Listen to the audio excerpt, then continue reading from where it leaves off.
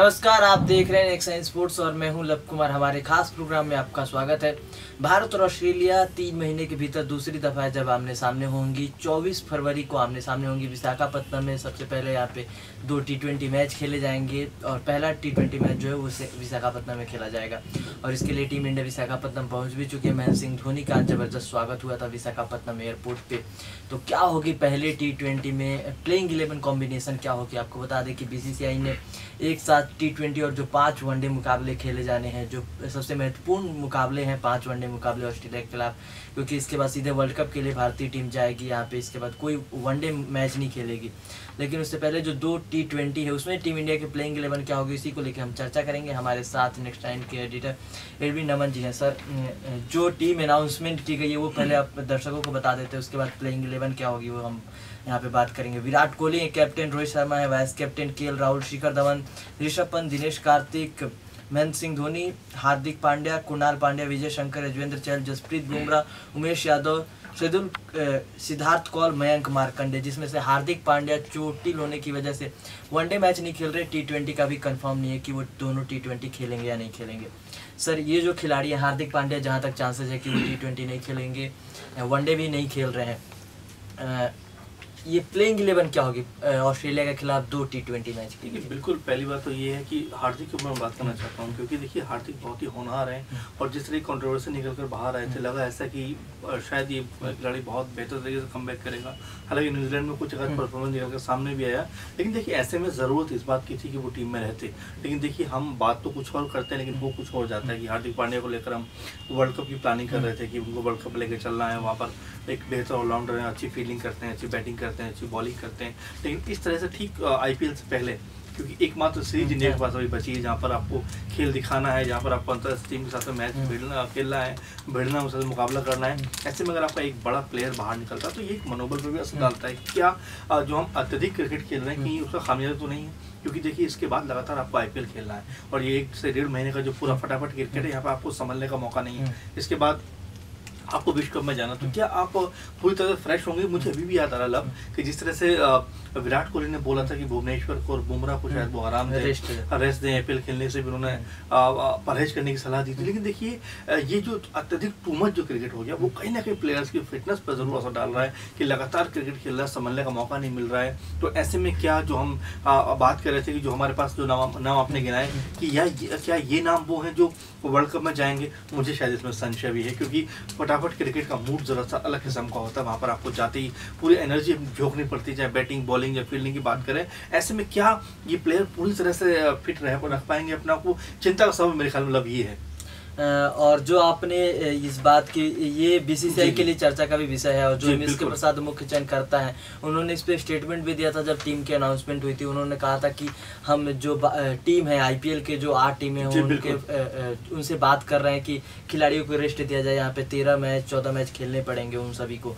और साथ में उन्होंने एक बात और बोली थी कि इससे उनकी परफॉर्मेंस में भी सुधार आएगी जो वर्ल्ड कप के लिए फायदेमंद हो सकती है। तो ये भी देखना होगा कि क्या रेस्ट दिया जाएगा कुछ खिलाड़ी को, कि रेस्ट बहुत ज़्यादा ज़रूरी है, क्योंकि 14 या 15 मई को IPL खत्म होगा और 30 मई से मतलब 15 दिनों का ही बस रेस्ट है। वही बात लगातार मैच खेल रही है और जो हमने पिछले 4 महीनों में देखे हैं, पहले ऑस्ट्रेलिया गई, उसके बाद न्यूजीलैंड, फिर ऑस्ट्रेलिया के सामने भिड़ रही है। तो यहाँ पे दबाव है। हाँ बिल्कुल, अब मैं यही थोड़ा याद दिलाना चाहता था आपको। देखिए एक खिलाड़ी, एक प्लेयर, उसको अपनी फिटनेस को भी ठीक रखना पड़ता है। मैदान पे अगर आप जा रहे हो, अगर आपके अंदर वो फिटनेस पूरी तरह ठीक नहीं है, आप पूरी तरह फिट नहीं है, तो कहीं ना कहीं आप खेल पे वो नजर भी आता है। और देखिए लगातार हार्दिक पांड्या की सिर्फ मैं बात नहीं करूंगा कि लगातार 3-4 महीने आप खुद भी बात कर रहे हैं कि आप ऑस्ट्रेलिया में लगातार एक बड़ी सीरीज वहाँ पर खेल के आए, फिर न्यूजीलैंड पहुंचे, उसके बाद आप फिर इंडिया आए, यहाँ पर तुरंत संभलने का मौका भी नहीं है, तुरंत ऑस्ट्रेलिया यहाँ पहुंच गया। इसके बाद आपके सामने पूरा IPL 1.5 महीने का तामझाम है, यानी कि आपको संभलने का मौका नहीं है। ऐसे में मेरे ख्याल में ये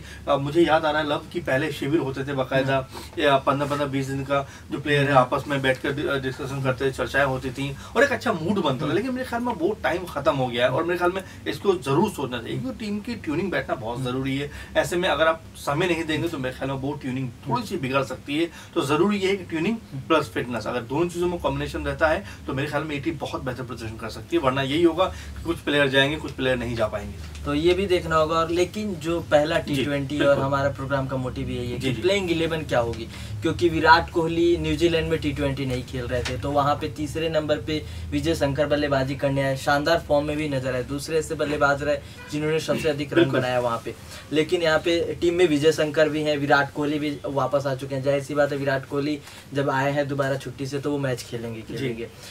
रोहित शर्मा के बाहर जाने की बात की जा रही थी, लेकिन चांसेस उनके भी कम है, तो विराट, रोहित और धवन ये तीनों तो फाइनल है। साथ में केएल राहुल को भी टीम में मौका मिला है, तो क्या केएल राहुल बतौर ओपनर नजर आएंगे शिखर धवन या रोहित शर्मा में से किसी को रिश्ते दिया जाएगा पहले? हाँ, बिल्कुल, बहुत ही महत्वपूर्ण सवाल आपने उठाया लव, क्योंकि देखिए हम केएल राहुल पे लगातार बात करते रहे और लगातार हमारे प्रोग्राम में, जैसा आपने भी खुद कई बार मेरे साथ बैठ के डिस्कशन किया है कि क्या वजह है कि राहुल को हम इतने सारे मौके दे रहे हैं। हमारे पास होनहार प्लेयर है, जैसे विजय शंकर की बात कर रहे थे, ऐसा ना हो कि केएल राहुल को अंदर लेकर आते हैं तो उनको बाहर जाना पड़े। कार्तिक का जिक्र आप यहाँ पे छोड़ रहे हैं, कार्तिक ने लगातार, अगर आप बात कार्तिक है क्योंकि 3-3 विकेट कीपर भी है, तो हम उस पर अगर मान लीजिए अगर आप कार्तिक को नहीं खिलाते हैं, तो अगर कार्तिक की मैं बैटिंग की बात कर रहा था कि वो सबसे अच्छे जो बाद में जो लक्ष्य है उसको चुनौती को स्वीकार करने वाले बैट्समैन है। विराट और रोहित के बाद मेरे ख्याल में तीसरे बहुत ही महत्वपूर्ण बैट्समैन बन गए इंडियन टीम के लिए। अगर उनको यहाँ पे नहीं खिलाया जाता तो क्या ये उनके साथ अन्याय नहीं होगा? कई सारे सवाल इस पर लेकर हो सकते हैं, क्योंकि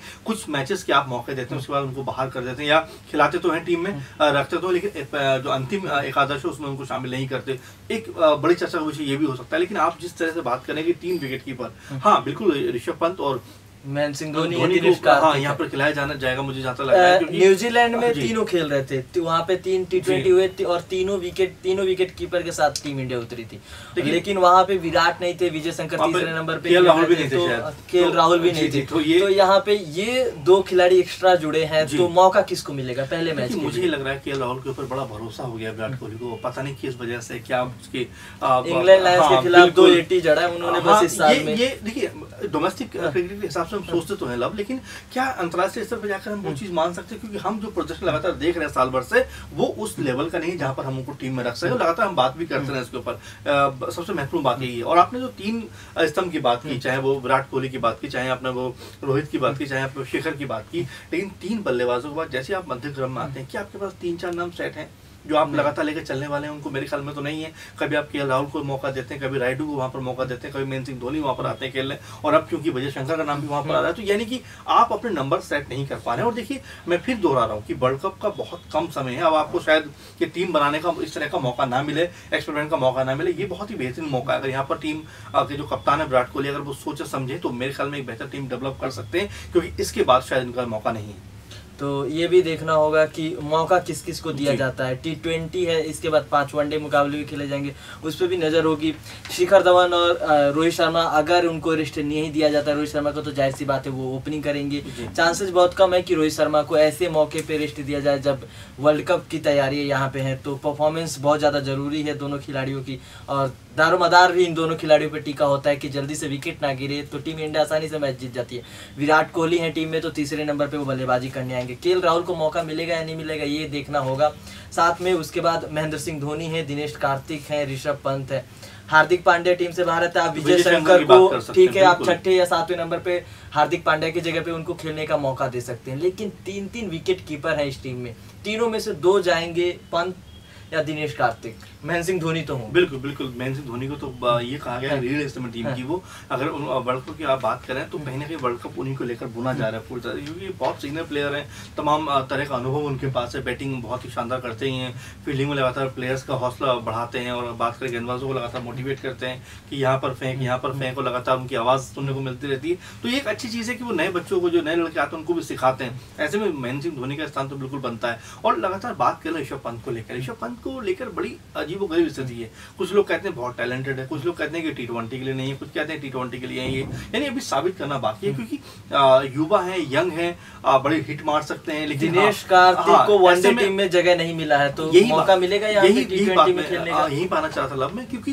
कार्तिक अगर आप बात करें तो कार्तिक वो प्लेयर हैं जो लगातार जो लक्ष्य को पाने में बड़ी उनकी महत्वपूर्ण भूमिका, लगातार हमने मैचेस में देखा उनके कि जिस तरह से अंदाज में बैटिंग करते हैं, वो बड़ा लक्ष्य को भांप कर जो बैटिंग करते हैं। हालांकि न्यूजीलैंड में लास्ट वाले मैच में हमने देखा कि वो मारना चाहते थे, बट वो गेंद उस तरह आई नहीं, लेकिन वो बड़े अच्छे फिनिशर मैं कहूँगा उनको धोनी के बाद इस टीम में वो रहे हैं। लेकिन अगर हाँ उनको अगर वनडे में मौका नहीं दिएगा तो सवाल लग गया है कि क्या कार्तिक को वर्ल्ड कप की टीम में मौका मिलेगा, क्योंकि अगर आप 2 विकेट कीपर लेकर जाना चाहते हो उसमें धोनी और ऋषभ पंत का नाम तो तय हो रहा है। तो ऐसे में क्या उनका करियर, क्रिकेट करियर यहीं पे खत्म हो रहा है? एक बड़े फिनिशर हैं, बड़े लेवल के बैट्समैन रहे हैं, बहुत ज़्यादा मौके नहीं मिले, फिर मैं कहूँगा इसके बावजूद क्या उनका करियर यहीं पे खत्म हो रहा है, या बीसीसीआई उनको एक मौका देना चाहेगी, ये देखने वाली बात होगी। लेकिन हाँ कहीं ना कहीं पहला T20 जो है ऐसे में इंडियन टीम जरूर पलटवार कर एक दिखाएगी इंडिया में आकर, कि उनको अपने घर में दबोचे पूरी तरह से और एक बड़ी जीत दर्ज करे, क्योंकि ये जीत जरूरी है इस समय, क्योंकि लगातार हम बात कर रहे हैं पुलवामा को लेकर कि